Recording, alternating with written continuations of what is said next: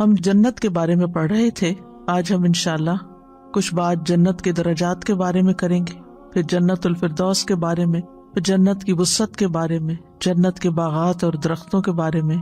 تو انشاءاللہ ہم شروع کرتے ہیں قرآن مجید کی ان آیات سے جو سورۃ قاف میں اللہ تعالیٰ نے جنت کے بارے میں فرمائی. اور جنت متقین کے قریب کر دی جائے گی جو کچھ دور نہ ہوگی. یہ ہے جس کا تم سے وعدہ کیا جاتا تھا، ہر اس شخص کے لیے جو بہت رجوع کرنے والا، خوب حفاظت کرنے والا ہو، جو رحمان سے بن دیکھے ڈر جائے اور رجوع کرنے والا دل لے کر آیا. اس میں سلامتی کے ساتھ داخل ہو جاؤ، یہی ہمیشہ رہنے کا دن ہے. ان کے لیے جو کچھ وہ چاہیں گے اس میں ہوگا، اور ہمارے پاس مزید بھی ہے. تو ہم پڑھ رہے تھے جنت کے درجات کے بارے میں اور ادنا درجے کے جنتی کے بارے میں. صحیح ترغیب و ترہیب میں آتا ہے کہ پل صراط سے بچ کر نکلنے والا آخری شخص بچنے کے بعد اللہ کا شکر ادا کرے گا. وہ کہے گا کہ اللہ کا شکر ہے جس نے مجھے وہ عطا کیا جو کسی کو عطا نہیں کیا. اس نے مجھے جہنم سے نجات دی جبکہ میں نے اسے دیکھ لیا. پھر اسے جنت کے دروازے کے پاس واقع نہر کی طرف لے جایا جائے گا. سو وہ غسل کرے گا، بس اس کی طرف اہل جنت کی خوشبو اور ان کے رنگ لوٹ آئیں گے. تو جو کچھ جنت میں ہے وہ اس کو دروازے کی درز سے دیکھے گا، یعنی سوراخ سے دیکھے گا، اور کہے گا اے میرے رب مجھے جنت میں داخل کر دے. تو اللہ تعالیٰ اس سے فرمائے گا کیا تو جنت کا سوال کر رہا ہے جبکہ میں نے تجھے جہنم سے نجات دے دی؟ پس وہ کہے گا اے میرے رب میرے اور اس کے درمیان ایسا پردہ بنا دے تاکہ میں اس کی آہٹ نہ سن سکوں. پھر وہ جنت میں داخل کر دیا جائے گا. اس کو اپنے سامنے اوپر ایک منزل دکھائی دے گی، گویا کہ اب وہ جس میں پہنچ چکا ہے وہ ایک خواب ہے. سو وہ کہے گا اے میرے رب مجھے یہ منزل عطا کر دے.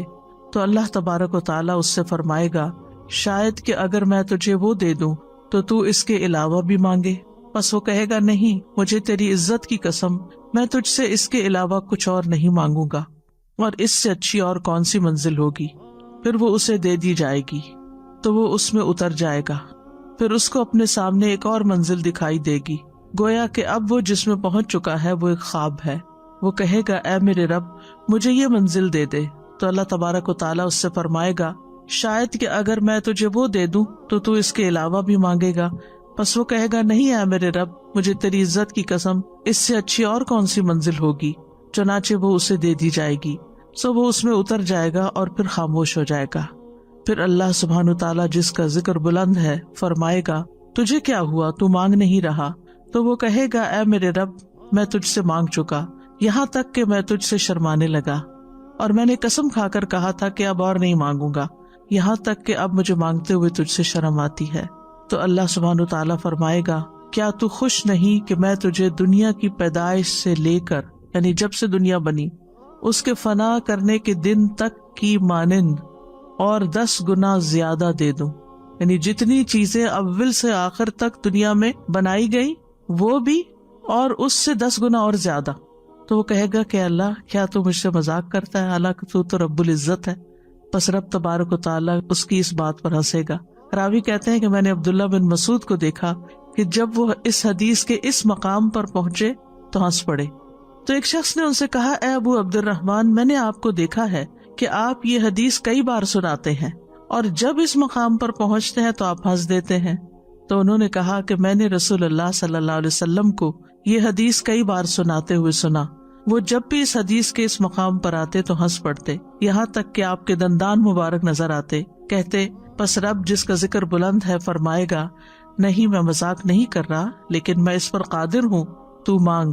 وہ کہے گا مجھے لوگوں سے ملا دیجئے. یعنی وہاں بھی ظاہر ہے کہ خوشیاں جو ہیں وہ لوگوں کے ساتھ ہی ہوتی ہیں. انسان کے اندر جو سوشلائزنگ کا ایک ایلیمنٹ ہے.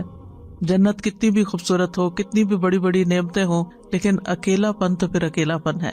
تو اللہ تعالیٰ فرمائے گا جا تو لوگوں سے جا مل. چنانچہ وہ چلے گا اور جنت میں دوڑ لگائے گا، یہاں تک کہ جب وہ لوگوں کے قریب ہوگا اس کے لیے موتیوں کا ایک محل بلند کر دیا جائے گا تو وہ سجدے میں گر پڑے گا. پھر اس کو کہا جائے گا تو اپنا سر اٹھا، تجھے کیا ہوا؟ وہ کہے گا میں نے اپنے رب کو دیکھا ہے. کیونکہ اس نے رب کو دیکھا نہیں تو وہ سمجھے گا کہ شاید یہی رب ہے، یا میرے لیے میرے رب نے تجلی اور ظہور فرمایا ہے. پس کہا جائے گا یہ تو تیری منزلوں میں سے ایک منزل ہے. فرمایا پھر وہ ایک شخص سے ملے گا اور اس کے لیے سجدہ کرنے لگے گا، یعنی ایکسائٹمنٹ میں اور حیرانی میں. تو اس کو کہا جائے گا رک جا، تو وہ کہے گا میرا خیال ہے کہ تو فرشتوں میں سے ایک فرشتہ ہے. تو وہ کہے گا میں تیرے خزانچیوں میں سے ایک خزانچی ہوں اور تیرے غلاموں میں سے ایک غلام ہوں. میرے ماتحت 1000 محافظ اور خادم ہیں جن پر میں نگران ہوں، یعنی میں ان سب کا ذمہ دار ہوں. یعنی ظاہر ہے وہ اس کے خزانوں اور ان سب چیزوں کے جو مینجمنٹ کا عملہ ہے وہ سارا ہوگا. فرمایا پھر وہ اس کے آگے آگے چلے گا یہاں تک کہ اس کے لیے محل کھول دیا جائے گا. وہ محل خولدار موتیوں کا ہوگا، اس کی چھتیں، اس کے دروازے، اس کے تالے، اس کی چابیاں خولدار موتی سے بنی ہوں گی. پھر ایک سبز موتی اس کا استقبال کرے گا جس کے اندرونی حصے میں سرخی ہوگی، یعنی باہر سے سبز اور اندر سے سرخ ہوگا. اس میں 70 دروازے ہوں گے، ہر دروازہ اندر سے ایک سبز موتی کی طرف پہنچا دے گا، یعنی جس دروازے سے بھی جائے گا وہاں سے ایک اور موتی آ جائے گا، اور ہر موتی کا اندر کا حصہ ایک اور موتی تک پہنچا دے گا جس کا رنگ اس کے رنگ کے علاوہ ہوگا، یعنی ہر جگہ الگ رنگ کی ہوگی. ہر موتی میں پلنگ ہوں گے، بیویاں ہوں گی، خادمائیں ہوں گی. ان میں سب سے کم درجے والی عورت موٹی موٹی انتہائی خوبصورت آنکھوں والی ہوگی. اس پر 70 جوڑے ہوں گے، اس کی پنڈلی کا گودا اس کے جوڑوں سے باہر نظر آ رہا ہوگا، یعنی اتنی کرسٹل کلیئر اس کی سکن وغیرہ ہوگی.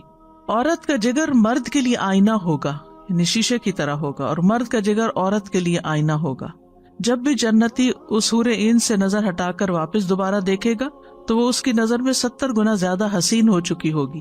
پھر اس سے کہا جائے گا دیکھو، تو وہ جھانکے گا، پس اس کو کہا جائے گا تیری بادشاہت کی مسافت 100 سال کے برابر ہے اور تیری نگاہ پوری جنت کو دیکھ لے گی.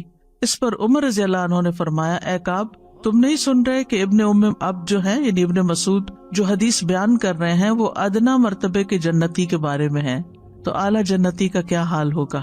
انہوں نے کہا اے امیر المومنین، جسے کسی آنکھ نے نہیں دیکھا، کسی کان نے نہیں سنا، بے شک اللہ بلند ذکر والے نے ایک ایسا گھر تیار کیا ہے جس میں اس نے جو چاہا رکھا، بیویاں ہیں، پھل اور میوے اور مشروبات ہیں. پھر اس پر مہر لگا دی، پھر اسے اس کی مخلوق میں سے کسی نے نہیں دیکھا، نہ جبریل نے، نہ ان کے علاوہ کسی اور فرشتے نے.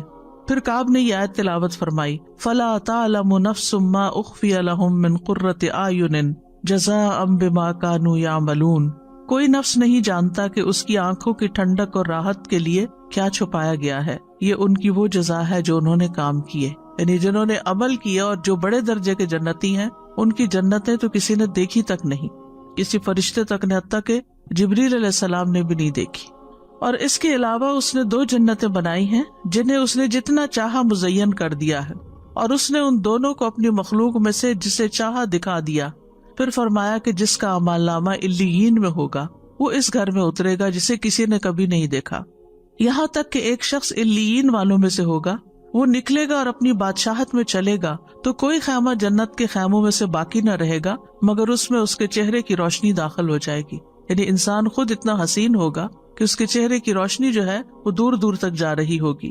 پس وہ اس کی خوشبو سے خوش ہوں گے اور وہ کہیں گے اس ہوا اور اس خوشبو پر تعجب ہے، یہ خوشبو تو علیین والوں میں سے کسی شخص کی ہے جو نکل کر اپنی بادشاہت کی سیر کر رہا ہے. انہوں نے فرمایا کہ اے کعب، یہ دل تو اپنے سینوں سے نکل گئے، ذرا تھامو ان کو، یعنی اتنا حسن اور اتنا سب کچھ سوچ کر. تو کعب نے فرمایا جہنم کے لیے قیامت کے دن سانس ہوگا، کوئی مقرب فرشتہ اور نبی مرسل نہ ہوگا مگر وہ اپنے گھٹنوں کے بل گر پڑے گا، یہاں تک کہ ابراہیم خلیل اللہ کہیں گے اے میرے رب نفسی نفسی. یہاں تک کہ اگر تیرے عمل کے ساتھ 70 نبیوں کے عمل کا اضافہ کر دیا جائے تو بھی تجھے یہی گمان ہوگا کہ تیری نجات نہیں ہوگی. یعنی وہ اتنا ہولناک دن ہوگا، اتنا خوف اور ایک پتاری ہوگا کہ انسان کو اس کے عمل بہت تھوڑے نظر آئیں گے. اور حقیقت ہے ہمارے اعمال ہیں بھی بہت کم، جنت تو اس سے بہت زیادہ قیمتی. لیکن جنت کے لیے جو سب سے قیمتی چیز ہے وہ اخلاص ہے، توحید ہے، اللہ کی عبادت ہے، اللہ کے ساتھ کسی کو شریک نہ کرنا ہے. اسی طرح آخری جنتی کی جنت کے بارے میں صحیح مسلم میں آتا ہے، رسول اللہ صلی اللہ علیہ وسلم نے فرمایا کہ موسیٰ علیہ السلام نے ایک مرتبہ اپنے رب سے پوچھا کہ جنت والوں میں سے سب سے کم درجے کا کون سا آدمی ہوگا. اللہ تعالیٰ نے فرمایا وہ ایک آدمی ہوگا جو سارے جنتیوں کے جنت میں داخل ہونے کے بعد جنت میں داخل ہوگا. اس آدمی سے کہا جائے گا کہ جاؤ جنت میں داخل ہو جاؤ. وہ آدمی کہے گا میرے رب میں کیسے جاؤں؟ وہاں تو سب لوگوں نے اپنی اپنی منزلوں اور اپنی اپنی جگہوں کو متعین کر لیا، یعنی ہر ایک نے اپنی جگہ آکوپائی کر لی ہیں. جنت کے تمام محلات پر سب جنتیوں نے قبضہ کر لیا ہے، تو پھر اس آدمی سے اللہ تعالیٰ فرمائیں گے کہ کیا تو اس پر راضی ہے کہ تجھے اتنی بادشاہی دی جائے جتنی دنیا کے بادشاہ کے پاس تھی؟ وہ کہے گا اے میرے رب میں راضی ہوں۔ اللہ تعالیٰ فرمائیں گے جاؤ، ہم نے اتنی بادشاہت تجھے دی اور اتنی ہی اور اتنی ہی اور اتنی ہی اور اتنی ہی اور اتنی ہی اور، پانچویں مرتبہ وہ کہے گا میرے رب میں راضی ہو گیا۔ اللہ تعالیٰ فرمائیں گے تو یہ بھی لے لو اور اس کا 10 گنا اور بھی لے لو، اور جو تیری طبیعت چاہے اور جو تمہاری آنکھوں کو اچھا لگے وہ بھی لے لو۔ وہ کہے گا رب میں راضی ہو گیا۔ تو آپ سوچئے کہ اس جنت کے حصول کے لیے کتنی محنت چاہیے، کتنا کام چاہیے، کتنی ایفرٹ چاہیے۔ اگر اس کی قیمت ادا کرنی پڑے تو ہمارے پاس کون سی قیمت ہے؟ کوئی قیمت ہی نہیں ہے۔ اور یہی وجہ ہے کہ اہل جہنم کے مقابلے میں اہل جنت بہت تھوڑے ہوں گے، بہت کم ہوں گے۔ انسانوں کی جو اکثریت ہے وہ جہنم میں جائے گی، کیونکہ وہ اپنی خواہشات کے پیچھے، ابلیس کے پیچھے، دنیا کے پیچھے بھاگتے رہے۔ پھر سب سے بڑے درجے والا جنتی، صحیح مسلم کی روایت میں آتا ہے موسیٰ علیہ السلام نے پوچھا کہ سب سے بڑے درجے والا جنتی کون سا ہے؟ اللہ تعالیٰ نے فرمایا وہ تو وہ لوگ ہیں جن کو میں نے خود منتخب کیا ہے۔ سبحان اللہ، اللہ نے چن لیا ان بندوں کو اور ان کی بزرگی اور عزت کو اپنے ہاتھ سے بند کر دیا اور پھر اس پر مہر بھی لگا دی۔ تو یہ چیزیں نہ تو کسی آنکھ نے دیکھی ہیں اور نہ کسی کان نے سنی ہے اور نہ ہی کسی انسان کے دل پر ان نعمتوں کا خیال گزرا ہے۔ اس کا مصداق اللہ تعالیٰ کی کتاب کی یہ آیت ہے، فَلَا تَعْلَمُ نَفْسٌ مَّا أُخْفِيَ لَهُم مِّن قُرَّةِ أَعْيُنٍ۔ اس کے بعد جنت الفردوس، جو سب سے بلند اور سب سے خوبصورت جنت ہے۔ نبی صلی اللہ علیہ وسلم نے فرمایا فردوس جنت کا ٹیلا یعنی اونچا مقام ہے، وہ جنت کا اعلیٰ اور افضل اور خوبصورت حصہ ہے۔ نبی صلی اللہ علیہ وسلم نے فرمایا جب تم اللہ سے سوال کرو تو جنت الفردوس کا سوال کرو، کیونکہ وہ جنت کا اعلیٰ اور افضل حصہ ہے۔ یعنی مانگنے میں کیا مشکل ہے، اللہ تعالیٰ کے لیے دینے میں کچھ مشکل نہیں، تم مانگو اس سے، اور اگر ہم مانگیں گے تو اللہ تعالیٰ شاید کچھ اچھے عمل کی بھی توفیق عطا فرما دے۔ تو انسان کے ارادے، خیالات اونچے ہونے چاہیے، تھنک ہائی۔ عبادہ بن صامت سے روایت ہے کہ رسول اللہ صلی اللہ علیہ وسلم نے فرمایا جنت میں 100 درجے ہیں، ہر 2 درجوں کے درمیان 100 سال کا فاصلہ ہے۔ ہر 2 درجوں کے درمیان یعنی ایک درجے سے دوسرے میں 100 سال کا فاصلہ ہے، یعنی 100 سال تک اگر کوئی مسافر چلتا رہے تو جب جا کر وہاں پہنچے، جیسا کہ زمین و آسمان کے درمیان کا فاصلہ ہے۔ اور فردوس اس کا اعلیٰ ترین درجہ ہے، اس سے 4 نہریں نکلتی ہیں اور اس کے اوپر عرش ہے۔ جب بھی تم اللہ سے سوال کرو تو اس سے جنت الفردوس کا سوال کرو۔ اللہ اکبر، کتنی وسعتیں ہوں گی، کتنی وسعتیں۔ اب سوچئے کہ زمین و آسمان کے درمیان کا فاصلہ، پھر 7 آسمان ہے ایک کے اوپر ایک طباقہ، پھر اس کے بعد جنتیں ہیں، پھر ان کے 100 درجے ہیں، اور بعض روایات میں قرآن کی جتنی آیتیں اتنے ہیں، اور پھر وہ بلند ترین جنت الفردوس، اور پھر اس کے اوپر رحمان کا عرش۔ اتنی ہمارا امیجنیشن تھک جاتا ہے کہ ہم وہاں تک امیجنیشن میں بھی نہیں پہنچ پاتے کہ جتنی بلندی ہے۔ تو اس کے لیے بلند ایمان اور بلند اخلاق اور اچھے کاموں کی ضرورت ہے۔ میں سوچ رہی تھی کہ کتنے چھوٹے چھوٹے اعمال کے ساتھ بھی جنت کو کنیکٹ کیا گیا، جیسے چھوٹی سی بات ہے کہ وضو کے بعد آپ پڑھیں، دعائیں وضو کے بعد کی تو اس کے ساتھ دروازے کھل جاتے ہیں۔ پھر کل میں بچوں کو وہ سید الاستغفار سکھا رہی تھی، اس میں ہے کہ صبح اگر پڑھیں تو شام تک کوئی فوت ہو جائے تو جنت میں جائے گا۔ تو کئی اتنے چھوٹے چھوٹے اعمال ہیں، وہ بھی شیطان ہمیں جو ہے وہ بلوا دیتا ہے، وہ ہم کرنا بھول جاتے ہیں۔ ہماری نظر میں دنیا کے جو سامنے کام نظر آ رہے ہوتے ہیں وہ زیادہ اہم ہوتے ہیں، اس لیے ہم ان چیزوں سے غافل ہو جاتے ہیں اور ان کے لیے وقت نہیں نکالتے۔ حالانکہ صرف ارادے کی بات ہے، نیت کی بات ہے اور چاہت کی بات ہے نا۔ شوق کس چیز کا ہے؟ ہم نے شوق دنیا کی چیزوں کے ساتھ لگا لیا۔ اور یہ جو 12 سنتیں ہیں ان کو بھی ہم اگر کرنا چاہیں تو کر سکتے ہیں، ارادہ بس کر لیں۔ باقی چیزوں کے لیے اگر وقت نکل آتا ہے تو کیا انہی کاموں کے لیے وقت نہیں ہے؟ سوچنے کی بات ہے نا۔ اور پھر طلبگار جنت کے جن کی کوئی وقت نہیں، مچھر کے پر برابر نہیں اللہ کے نزدیک دنیا کی چیزیں، الٹا انسان پہ بوجھ ہے۔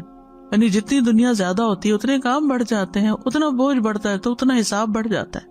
کورونا کی وجہ سے اتنی زیادہ احتیاط کی جا رہی ہے، جوتے تک سپرے کر کے اندر لے کے جاتے ہیں کلینکس میں۔ ایسے لگتا ہے جیسے ہم پتہ نہیں کون سے زون میں جانے لگے ہیں اور کیا ہونے والا ہے۔ ویئرز یور ماسک، 10 چیزیں پوچھیں گے، پھر 4 دفعہ سینیٹائز کرائیں گے۔ میں کلینک کی بات کر رہی ہوں، ڈاکٹرز کے ابھی ہو کے آئی تھوڑی دیر پہلے۔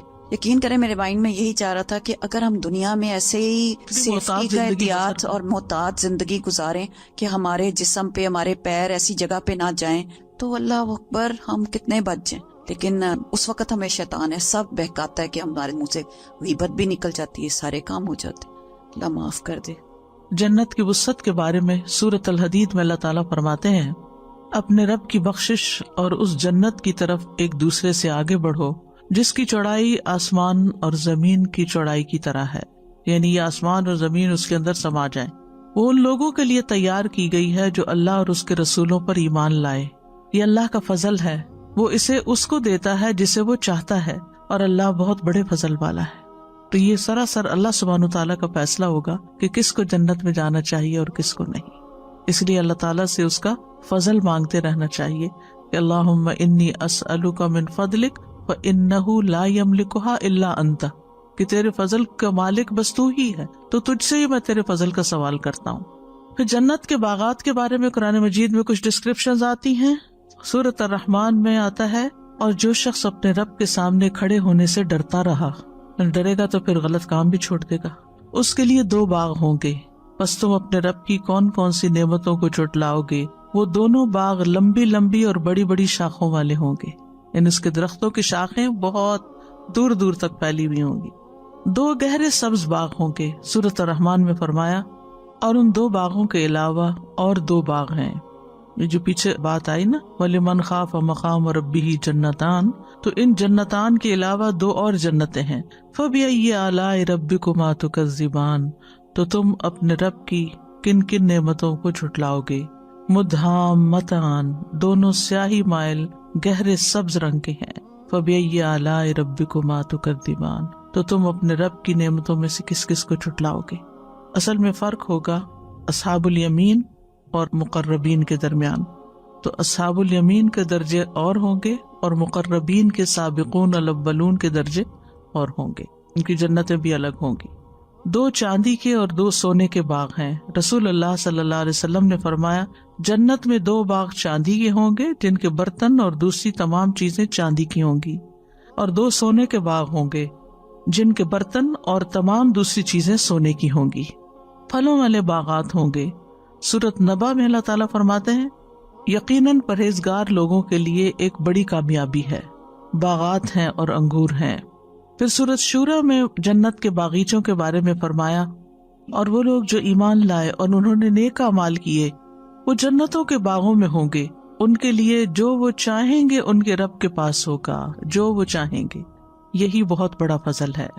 تو جنت کے ساتھ باغ کا جو تصور ہے وہ لازم و ملزوم ہے، یعنی جنت کو ڈرائی پلیس نہیں ہے، کوئی کنکریٹ کا جنگل نہیں ہے، بلکہ سرسبز باغوں پر مشتمل ہے، جس میں پھل بھی ہوں گے اور دیگر تمام نعمتیں بھی ہوں گی، نہریں جاری ہوں گی اور چشمے بہ رہے ہوں گے، اور بہترین کمپینینز ہوں گے، اور راحتیں ہی راحتیں ہوں گی۔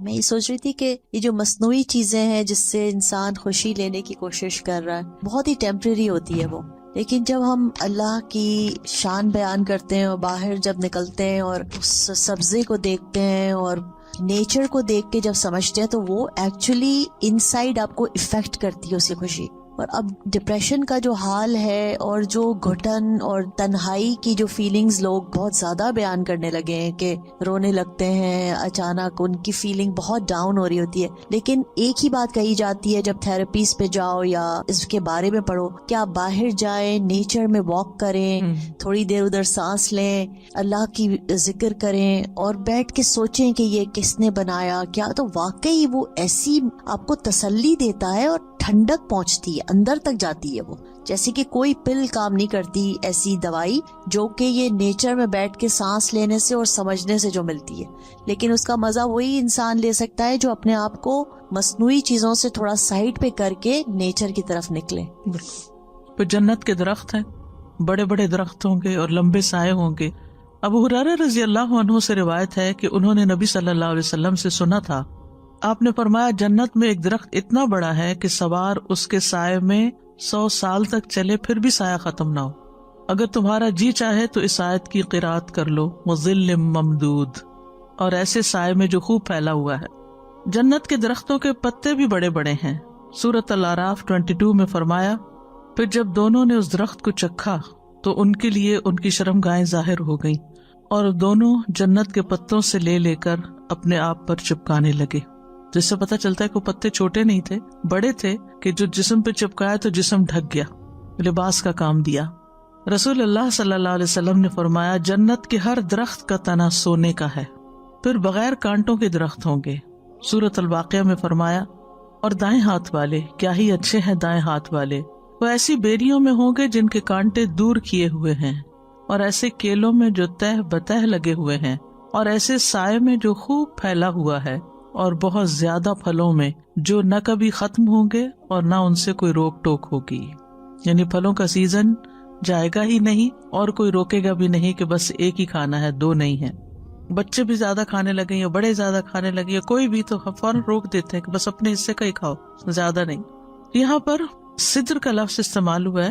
سدر کہتے ہیں بیری کا کانٹوں والا درخت، لیکن جنت میں اس کے کانٹے نہیں ہوں گے، یعنی کانٹے ختم کر دیے گئے ہوں گے۔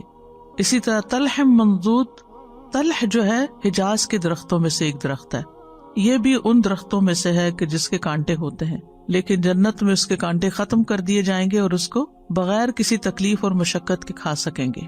پھر کثیر تعداد میں پھل دینے والے درخت ہوں گے۔ ابن کثیر نے ایک بہت لطیف اور باریک بات کہی ہے، انہوں نے اس سے جنت کے پھلوں کے عظیم ہونے پر دلیل پکڑی ہے۔ انہوں نے نتیجہ اخذ کیا ہے کہ اللہ نے قلیل پھل والے درخت کا ذکر کر کے کثیر پھلوں کے بارے میں آگاہ کیا ہے، اور کم پھلوں کو بیان کر کے عظیم پھلوں کی اطلاع دی ہے۔ اللہ نے سدر اور طلح کا ذکر کیا۔ وہ کہتے ہیں جب دنیا میں بیری کا درخت بہت ہی کمزور سا پھل دیتا ہے جو کہ بیر ہے اور اس میں کانٹے بہت ہوتے ہیں، اور طلح کیکر کے درخت سے سائے کے سوا کچھ اور فائدہ نہیں ہوتا، لیکن جنت میں یہ دونوں درخت بہت زیادہ پھلوں والے اور انتہائی حسین اور جمیل ہوں گے، یہاں تک کہ ان کا ایک پھل کھانے کی اور رنگوں کی 70 اقسام کو ظاہر کرے گا۔ ان کا ایک پھل 70 رنگ دکھائے گا اور وہ ایک دوسرے کے مشابہ ہوں گے۔ تو ان درختوں کے بارے میں آپ کا کیا خیال ہے جن درختوں کے پھل دنیا میں بہت خوبصورت ہوتے ہیں، جیسے کہ سیب ہیں، کھجوریں ہیں، انگور ہیں اور دیگر پھل ہیں، اور خوشبودار پھولوں اور رنگوں والے پھولوں کے اقسام کے بارے میں آپ کا کیا خیال ہے؟ تو گویا جنت میں وہ کچھ ہے جو کسی آنکھ نے دیکھا نہیں، کسی کان نے سنا نہیں، اور کسی انسان کے دل میں اس کا خیال تک نہیں آیا۔ نسأل اللہ من فضلہ۔ پھر اسی طرح درختوں پر طرح طرح کے کھانے ہوں گے۔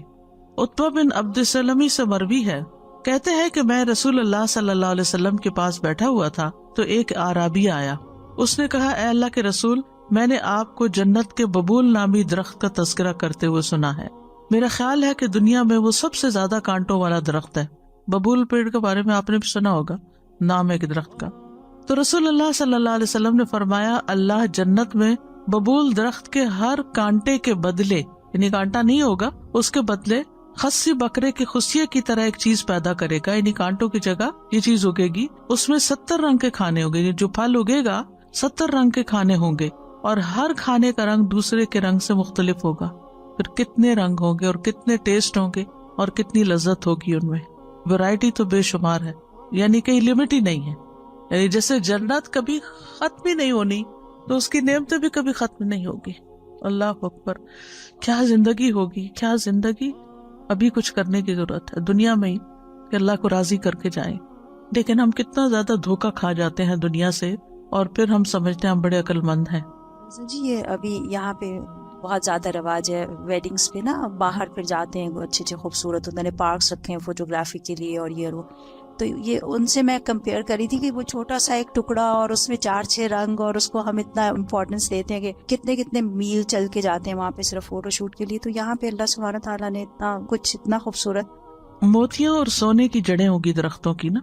جریر بن عبداللہ سے روایت ہے، وہ فرماتے ہیں ہم مقام صفاح پر اترے تو وہاں ایک شخص درخت کے سائے میں سو رہا تھا، قریب تھا کہ اس پر دھوپ آ جائے۔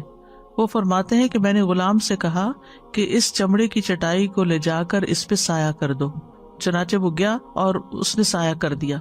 جب وہ بیدار ہوا تو وہ سلمان رضی اللہ تعالیٰ عنہ تھے۔ میں ان کے پاس آیا اور انہیں سلام کیا۔ انہوں نے فرمایا اے جریر، اللہ کے لیے تواضع اختیار کرو، بے شک جو دنیا میں اللہ کے لیے عاجزی اختیار کرتا ہے اللہ اس کو قیامت کے دن بلندی عطا فرماتے ہیں۔ اے جریر، کیا تم جانتے ہو کہ قیامت کے دن اندھیرے کیا ہوں گے؟ میں نے کہا میں نہیں جانتا۔ انہوں نے فرمایا لوگوں کے باہم کیے ہوئے ظلم۔ پھر انہوں نے اپنی 2 انگلیوں کے درمیان ایک تنکا پکڑا، قریب تھا کہ مجھے دکھائی نہ دے۔ پھر انہوں نے فرمایا اے جریر، اگر تم جنت میں اس طرح کے تنکے ڈھونڈنا چاہو تو نہیں ملیں گے، تنکے نہیں ہوں گے وہاں۔ میں نے کہا ابو عبداللہ، جنت میں کھجور اور دوسرے درخت نہیں ہوں گے، یہ کہاں ہوں گے؟ انہوں نے فرمایا ان کی جڑیں اور تنے سونے کے اور موتیوں کے ہوں گے، اور ان کے اوپر والا حصہ کھجوریں ہوں گی. یعنی کوئی گندگی نہیں ہوگی درختوں کی. ورنہ یہ ہوتا ہے کہ دنیا میں اگر جڑ کھودیں تو کئی قسم کے کیڑے نکل آتے ہیں بیچ میں سے، اور کبھی فنگس لگا ہوا ہوتا ہے، کبھی سوکھے سڑے، کبھی جل جاتی ہیں، اندر سے کوئی بیماری لگ جاتی ہے. لیکن وہاں ایسا کچھ بھی نہیں ہوگا. جیسے سروسکیز وغیرہ کی بڑی بڑی شاپس ہوتی ہیں نا کرسٹلز کی، تو ایسی چیزیں بناتے ہیں وہ، جیسے درختوں کے نیچے گولڈ لگا ہوا ہے، موتی جڑے ہوئے ہیں. اچھا، اس کو خریدنا بھی بڑی رائلٹی ہے، اسے گھر میں رکھنا بھی بڑی رائلٹی ہے. But even you can't have a پھل فرام اٹ، رائٹ؟ کھجوریں نہیں لگتی اس نہیں، پہ. کچھ نہ کھجوریں لگیں گی نہ کچھ، اور ڈر یہ ہوگا کہ یہ ٹوٹ جائے گا کیونکہ کرسٹل کا بنا ہوا، اور پھر اتنا expensive. And you feel like یہ سارا کچھ کتنا ornaments ہیں بس خالی. لیکن اگر انسان سوچے کہ یہ تو ریئل ہوگا، میرے آس پاس ہوگا، اور ہم سوچ بھی نہیں سکتے کہ ریئل کیسے ہوگا، تنے کیسے گولڈ کے ہوئیں گے، اور چوری بھی نہیں ہو رہی ہوگی. تو جنت میں درخت کیسے لگتے؟ میں ہمیشہ بچوں کو جب تسبیح سکھاتی ہوں تو میں کہتی ہوں تسبیح پڑھو جنت میں درخت لگے، تو وہ اس کو بڑا معمولی سمجھتے. وہ کہتے اچھا اتنی دفعہ پڑھ لیا بس کافی ہے. تو ہم اتنا کیوں معمولی سمجھتے ہیں؟ وہ سبحان اللہ کہنا، الحمدللہ کہنا، یہ جنت کے درخت ہیں. لیکن ہم ان کی بھی پابندی نہیں کرتے، ان کی بھی ہرس نہیں رکھتے، یقین نہیں ہے نا. ابن مسعود کہتے ہیں رسول اللہ صلی اللہ علیہ وسلم نے فرمایا، جس رات مجھے معراج کرائی گئی میری ملاقات ابراہیم علیہ السلام سے ہوئی، تو انہوں نے کہا اے محمد اپنی امت کو میری طرف سے سلام پیش کرنا صلی اللہ علیہ وسلم، اور انہیں بتانا کہ جنت کی مٹی پاکیزہ اور عمدہ ہے، اس کا پانی میٹھا ہے، اور وہ ایک چٹیل میدان ہے، اور سبحان اللہ والحمد للہ ولا الہ الا اللہ واللہ اکبر کہنا وہاں درخت لگانا ہے. وہ تو کھلا میدان ہے، درخت آپ نے خود لگانے، اب یہ تسبیحات سے لگیں گے. لیکن ہم بھول جاتے ہیں، او ہو آج تو یہ تسبیح رہ گئی. ایک اور روایت میں ہے، ابو ہریرہ کہتے ہیں کہ وہ پودا لگا رہے تھے اور رسول اللہ صلی اللہ علیہ وسلم ان کے پاس سے گزرے. فرمایا اے ابو ہریرہ کیا لگا رہے ہو؟ میں نے کہا اپنے لیے پودا لگا رہا ہوں. آپ نے فرمایا کیا میں تمہیں اس سے بہتر پودے نہ بتاؤں؟ ابو ہریرہ نے کہا کیوں نہیں اے اللہ کے رسول صلی اللہ علیہ وسلم. آپ نے فرمایا کہو سبحان اللہ والحمد للہ ولا الہ الا اللہ واللہ اکبر. ان میں سے ہر کلمے کے بدلے، یعنی جیسے سبحان اللہ کے بدلے الحمدللہ کے بدلے، جنت میں تمہارے لیے ایک ایک درخت لگا دیا جائے گا. کیا دنیا میں صرف منہ سے کوئی بات نکال کے کوئی چیز حاصل ہو جاتی ہے؟ یہ صرف منہ سے نکالنے ہی ہے نا کلمات، پھر بھی ہم مشکل میں. مجھے خیال آ رہا تھا کہ ہم اس سے تھوڑا سا ایک ہوتا ہے نا عادت اپنی بنانے میں، باندھنے میں. جن لوگوں کو شوق ہوتا ہے گارڈننگ کا یا انڈور پلانٹس بھی رکھے ہوتے ہیں، تو ہم اس کے ساتھ باندھ لیں کہ جب ان کو پانی دے یا جب ان کے پاس سے گزرے تو ہم یہ اذکار کرتے رہیں کہ ہم دنیا میں بھی ان کو پانی دیتے ہوئے کہہ رہے ہیں. اور جیسے ایک دفعہ کلاس میں ہم نے پڑھا بھی تھا کہ ہر پودا جو ہے وہ بھی اللہ کی تسبیح کر رہا ہوتا ہے. تو انشاءاللہ اللہ سبحانہ تعالیٰ دنیا میں بھی سرسبزی دیں گے اور آخرت میں بھی. استاذہ یہاں پہ نا وہ ٹری پلانٹنگ ہوتی ہے تو خدا کی ٹیم بھی جاتی ہے. تو استاذہ جی وہ جیسے جتنے والنٹیئرس اس کے حساب سے انہوں نے رکھے ہوتے ہیں، ہر والنٹیئر کے لیے 3-3 4 تو کئی گھنٹوں کا پروجیکٹ ہوتا ہے وہ، جیسے ایک ایک بندے کا 4 انہوں نے رکھے ہیں. جی ہاں. اور یہاں تو بس آپ نے ایک کلمہ کہا، اور یہ اس لیول کا ٹری بھی نہیں ہے، اس میں سے یہ بھی نہیں پتا کہ کتنے گرو ہوں گے اور کتنے نہیں ہوں گے. تو سبحان اللہ اتنے آسان عمل ہے اس وقت. سزا جیسے ابھی یہ فال کا موسم آیا ہے تو بس دل جیسے باغ سا ہو جاتا ہے. جیسے باہر نکلتے ہیں نا، پتہ نہیں کیا چیز ہوتی ہے، جیسے کہ ایک خوشی کی لہر میرے دل میں سے گزر جاتی ہے. مجھے ایسا ہوتا ہے یہ پتہ نہیں کیا ٹونک مل گیا ایک دم. ایک درخت کا کوئی پتا بھی ایک دم کلرز جو دکھتے ہیں. تو اتفاق ہوا کہ میں نے سوچا تھا میں ڈفرینٹ پارکس میں جا کے دیکھوں گی. تو ابھی پرسوں ہی جب جانے کا موقع ملا، وہاں پہ باقاعدہ لوگوں کو ہائر کیا ہے، فوٹوگرافرز کو، کہ ہمارے بچوں کی پکچرز لو اور ہماری ادھر لو اس پتے کے ساتھ، اس کلر کے ساتھ.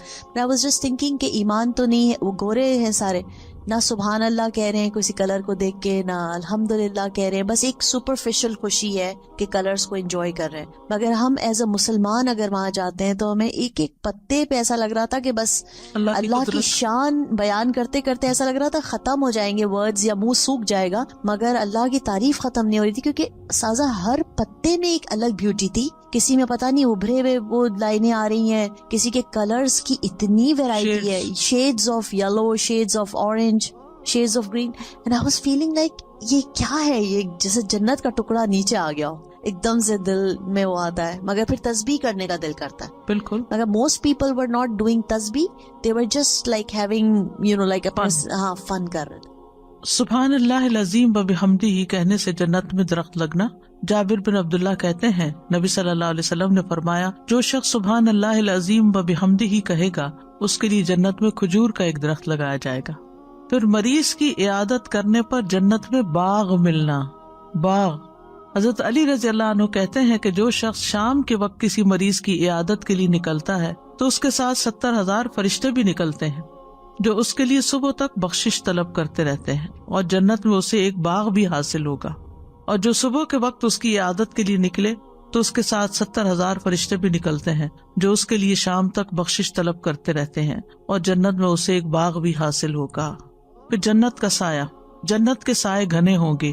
سورۃ یاسین میں آتا ہے, بے شک جنت کے رہنے والے آج ایک شغل میں خوش ہیں, وہ اور ان کی بیویاں گھنے سایوں میں تختوں پر تکیے لگائے ہوئے بیٹھے ہیں.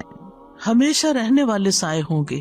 سورۃ الرعد میں آتا ہے, اس جنت کی صفت جس کا متقی لوگوں سے وعدہ کیا گیا ہے یہ ہے کہ اس کے نیچے سے نہریں بہ رہی ہیں, اس کا پھل ہمیشہ رہنے والا ہے اور اس کا سایہ بھی ہمیشہ. یہ ان لوگوں کا انجام ہے جو متقی بنے, اور کافروں کا انجام آگ ہے. پھر جنت کے پھلوں کے بارے میں آتا ہے کہ جنت کے پھل بے شمار ہیں. سورۃ زخرف میں ہے, تمہارے لیے اس میں بہت سے میوے ہیں جن سے تم کھاتے ہو, من پسند پھل ہوں گے. سورۃ الواقعہ میں آتا ہے, من پسند پھل ہوں گے. سورۃ الواقعہ میں آتا ہے, اور بافرات پھل ہوں گے جو کبھی ختم نہ ہوں گے اور نہ کبھی روکے جائیں گے. انہیں وہ پھل کھانے کو ملیں گے جو وہ پسند کریں گے. مما یتخیرون, من پسند پھل ہوں گے. پھلوں کی بھی مختلف اقسام ہوگی. سورۃ الرحمن میں ہے, ان دونوں میں ہر پھل کی 2 قسمیں ہیں. سورۃ الرحمن میں کھجور اور انار کے درختوں کے بارے میں ہے, اس میں پھل ہیں اور کھجور اور انار کے درخت ہیں. پھر یہ پھل بہت بڑے بڑے ہوں گے. عتبہ بن عبد السلمی کہتے ہیں, ایک دیہاتی شخص نبی صلی اللہ علیہ وسلم کی خدمت میں حاضر ہوا اور حوض کوثر کے متعلق سوال پوچھنے لگا. پھر جنت کا ذکر کیا تو اس نے پوچھا, کیا جنت میں میوے ہوں گے؟ آپ نے فرمایا ہاں. اس نے پوچھا کہ جنت میں انگور ہوں گے؟ آپ نے فرمایا ہاں. اس نے پوچھا اس کے خوشوں کی موٹائی کتنی ہوگی؟ آپ نے فرمایا چتکبرے کوے کی 1 مہینے کی مسلسل مسافت جس میں وہ رکے نہیں. یعنی ایک کوا ہے جو 2 کلر کا ہے اور وہ 1 مہینہ اڑے اور جس میں بالکل سٹاپ نہیں لے, تو اتنا بڑا ایک خوشہ ہوگا. اس نے پوچھا ایک دانے کی موٹائی کتنی ہوگی؟ آپ نے فرمایا کیا تمہارے والد نے اپنی بکریوں میں سے کوئی بڑا مینڈا ذبح کیا؟ اس نے کہا جی ہاں. آپ نے فرمایا پھر اس نے اس کی کھال اتار کر تمہاری والدہ کو دی اور کہا کہ یہ ڈول بنا لو؟ اس نے کہا جی ہاں. پھر وہ کہنے لگا اس طرح تو وہ ایک دانہ ہی مجھے اور میرے سارے گھر والوں کو سیراب کر دے گا. آپ نے فرمایا ہاں, اور تمہارے تمام خاندان والوں کو بھی سیراب کر دے گا. یعنی اتنا زیادہ ہوگا ایک دانہ, اتنا بڑا. ایک میں نے ریسرچ کی تھی, مجھے یاد آ گئی ابھی ایک دم سے سارا پڑھ کر, کہ 3 چیزیں دنیا میں بہت زیادہ جس کے پیچھے لوگ بھاگتے ہیں. ایک بیوٹی ہوتی ہے, کوالٹی ہوتی ہے, اور ایک ریالٹی ہوتی ہے. تو دنیا میں تو بیوٹی بھی ختم ہو جاتی ہے, نہ اس کا کوئی وقت ہوتی, نہ اس سے کوئی جنت مل سکتی ہے. یا کوالٹی ہوتی ہے, جیسے یہ ہر چیز کی, آپ جیسے انگور کی کوالٹی, اس کا پھل بندہ ہے تو اس کی کیا کوالیفیکیشن ہے, اس نے کیا پڑھا ہے, اس نے کیا کیا. لیکن جو ریالٹی ہوتی ہے وہ باقی رہتی ہے. لیکن یہاں پر جنت کے لیے بیوٹی بھی ہے, کوالٹی بھی ہے, اور ریالٹی بھی, اور کبھی ختم نہیں ہوگا, کبھی ختم ہونے والی. جنت کے خوشے کے سائز کے بارے میں آپ نے فرمایا میں نے جنت دیکھی تو اس میں سے ایک خوشہ لینا چاہا, اگر میں لے لیتا تو اس وقت تک تم اسے کھاتے رہتے جب تک دنیا موجود ہے. اسی طرح عبداللہ بن ابی الہدیل کہتے ہیں, ہم عبداللہ بن مسعود کے ساتھ شام یا عمان میں تھے تو لوگوں نے جنت کا تذکرہ کیا. بس انہوں نے کہا جنت کے انگوروں کے گچھوں میں سے ایک گچھا یہاں سے لے کر صنعاء یعنی یمن تک بڑا ہوگا. ایک انگور کے جوس سے بڑا ڈول بھر جاتا. ابو سعید خدری رضی اللہ عنہ کہتے ہیں کہ رسول اللہ صلی اللہ علیہ وسلم نے فرمایا مجھ پر جنت پیش کی گئی تو میں یعنی جنت میں گیا تاکہ اس میں سے کچھ لاؤں, تو اس میں سے میں توڑنے لگا کہ میں تمہیں اس کو دکھاؤں, تو میرے درمیان رکاوٹ حائل کر دی گئی. بس ایک شخص نے کہا اللہ کے رسول انگور کے دانے کا پانی کتنا ہوگا؟ آپ نے فرمایا کہ سب سے بڑے ڈول کے برابر جو تمہاری ماں نے کبھی بنایا ہو. اس سے پتہ چلتا ہے کہ عورتیں سلائی وغیرہ کا کام کرتی تھی. پچھلی روایت میں بھی عورت کا ذکر ہے, یہاں بھی. پھر جھکے ہوئے پھل ہوں گے, سورۃ الحاقہ میں آتا ہے اس کے پھلوں کے گچھے جھک رہے ہوں گے. ابو العالیہ کہتے ہیں قطوفہا کا مطلب یہ ہے کہ جنت کے میوے ایسے نزدیک ہوں گے کہ جنتی جس طرح چاہیں گے ان کو توڑ سکیں گے.